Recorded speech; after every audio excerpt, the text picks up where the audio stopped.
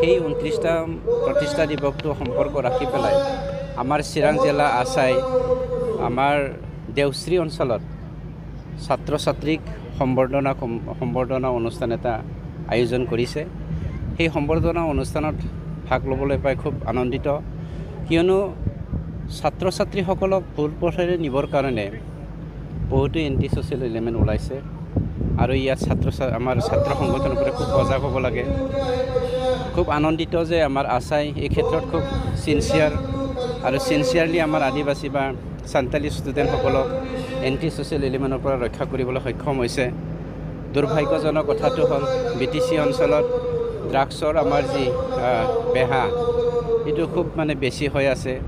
ইয়াৰ পৰা মুক্ত হ'বৰ কাৰণে আমাৰ সাংবাদিক আপোনালোক সকলোকে মই সাংবাদিক বন্ধুসকলক অনুৰোধ কৰিছোঁ, আমাৰ জনসাধাৰণক উদগনি কৰাবৰ কাৰণে সজাগ কৰিবৰ কাৰণে আপোনালোকে সদায় প্ৰচেষ্টা কৰি ল'ব লাগিব আৰু ছাত্ৰ ছাত্ৰীসকলক ভুল পথৰ পৰা ৰক্ষা কৰিবৰ কাৰণে বা আঁতৰাই ৰাখিবৰ কাৰণে আমি সদায় সজাগ হ'ব লাগিব বা আমি ঘৰে ঘৰে গৈ পেলাই ঘৰৰ মানুহকো আমি উদগাব লাগিব, কিয়নো আমাৰ আদিবাসী সমাজৰ পৰা বড়ো সমাজৰ পৰা যিসকল ট্ৰাইবেল কমিউনিটি এখেতসকলে পঢ়া শুনাত বেছি ডেভেলপ নোহোৱাৰ কাৰণে বেছি সজাগ নহয়।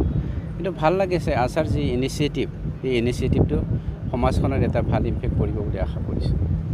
যিহেতু নিৰ্বাচন আহিছে, এই নিৰ্বাচনৰ বিষয়ে আপুনি কি কৈছে? নিৰ্বাচনতো আমাৰ UPPL দলে সদায় ৰেডি হৈ আছে।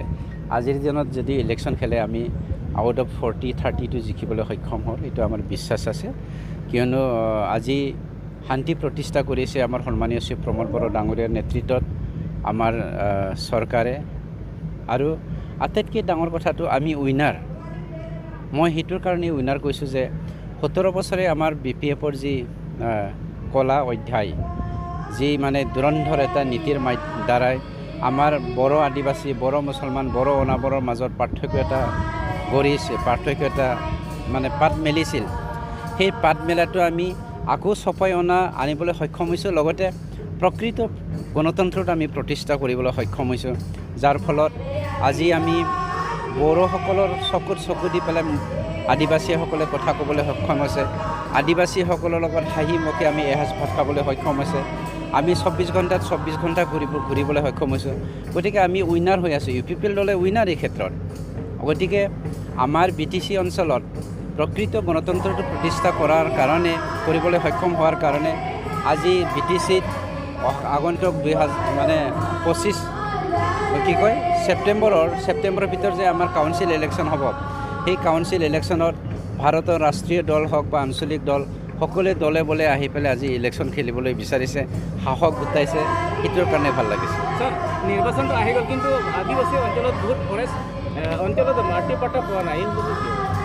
ফৰেষ্টৰ এটা নিয়ম আছে। 2006 চনৰ আমাৰ যি ফৰেষ্ট ডুৱেলাৰ সেই একৰ মাধ্যমেৰে আমাৰ ট্ৰাইবেলসকলে 25 বছৰ বসবাস কৰিব লাগে। সেই মাটিটো পাবলৈ হ'লে লেণ্ড টাইটেল চাৰ্টিফিকেট পাবলৈ হ'লে, আৰু তেওঁলোকে 2005 চনৰ আগৰ হ'ব লাগিব। আৰু 2 নম্বৰটো হ'ল যিসকলে নন ট্ৰাইবেল তেওঁসকলক 3rd জেনেৰেশ্যনৰ প্ৰয়োজন আছে, আৰু যিসকলে 3rd জেনেৰেশ্যন হৈছে তেওঁলোকেতো মাটিৰ পাট্টা পাই গৈছে। ধৰি লওক আমাৰ কচুগাঁৱত আমি সেইদিনাখন যোৱা বছৰ সেইদিনাখন বোলে ক'লৈ ভুল হ'ব, যোৱা বছৰ আমি 1200টা সান্তালী ফেমিলিক আমি মাটিৰ পাট্টা দিবলৈ সক্ষম হৈছোঁ, তাৰমানে লেণ্ড টাইটেল চাৰ্টিফিকেট দিবলৈ সক্ষম হৈছোঁ। যিসকলৰ সময়টো হৈছে তেওঁলোকক মাটিৰ পাট্টাটো দিয়া হৈছে, যিসকল হোৱা নাই তেওঁলোকৰ হৈ থাকিব।